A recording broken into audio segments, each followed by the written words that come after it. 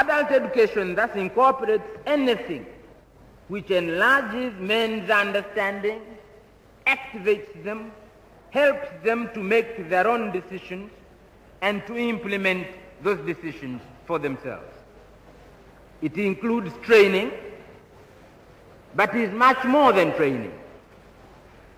It includes what is generally called agitation, but it is much more than agitation.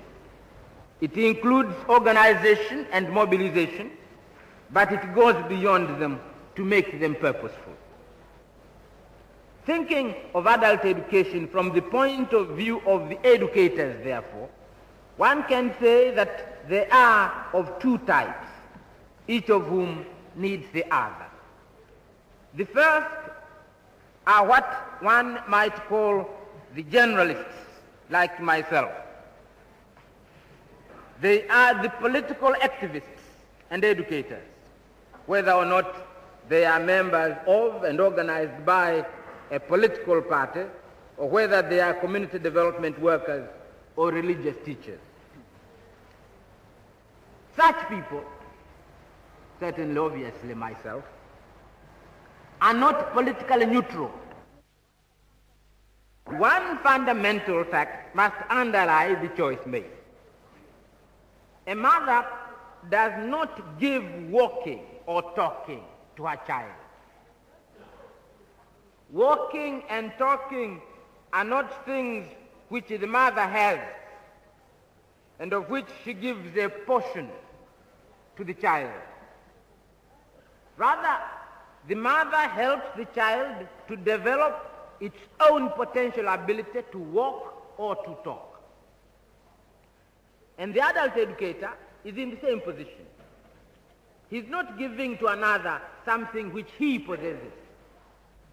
He's helping the learner to develop his own potential and his own capacity.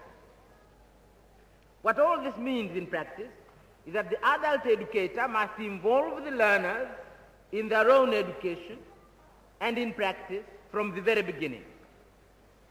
Only activities which involve them in doing something for themselves will provide an ongoing sense of achievement and mean that some new piece of knowledge is actually grasped, that it has become something of theirs. It doesn't matter what form this involvement takes. It may be a contribution to a discussion, or reading out aloud, or writing, or making a furrow of the required depth and width. What is important is that the adult learner should be learning by doing. It is on the basis of this knowledge that great understanding must be built and be seen to be built. For by drawing up the things the learner already knows and showing their relevance to the new thing which has to be learned, the teacher has done three things. He has built up the self-confidence of the man who wants to learn by showing him that he is capable of contributing. He has demonstrated the relevance of experience and observation as a method of learning when combined with thought and analysis. And he has shown what I might call the mutuality of learning. That is, that by sharing our knowledge, we extend the totality of our understanding and our control over our lives. For this is very important. The teacher of adults is a leader, a guide along a path which all will travel together. The organizers and teachers in adult education programs can be no more than that. To be effective, therefore, they have consciously to identify themselves with those who are participating in it primarily as learners. Only on this basis of equality and of sharing a task which is of mutual benefit is it possible to make full use of the existing human resources in the development of a community, of a village, or of a nation.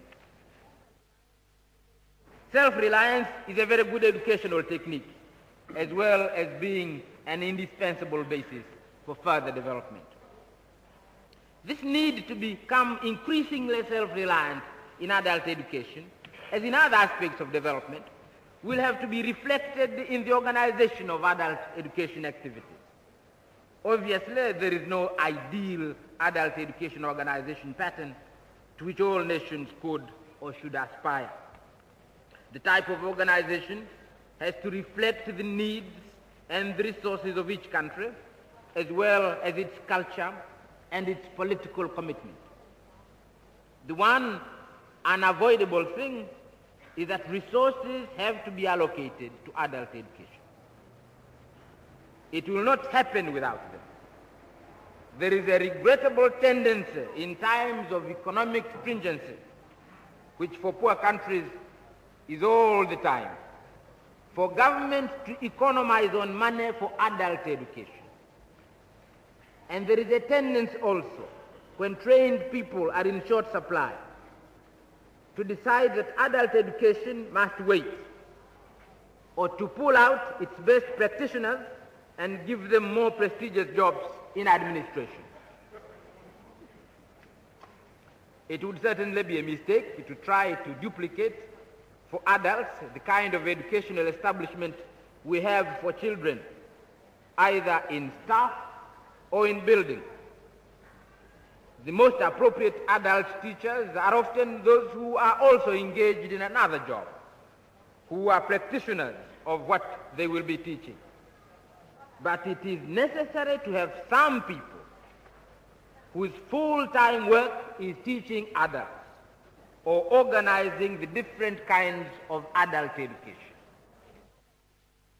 For if adult education is properly carried out and therefore effective, it is the most potent force there can be for developing a free people who will insist upon determining their own future.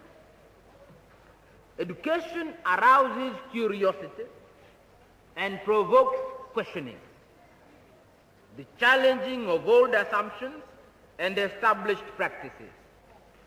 An educated Ujamaa village, for example, will neither allow nor tolerate dishonesty among its accountants or authoritarianism among its leaders.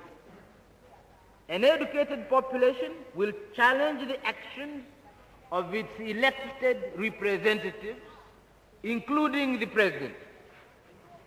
Maybe this is why adult education is generally the Cinderella of government departments, or why its function is captured by newspapers, cinema, and television owners and editors.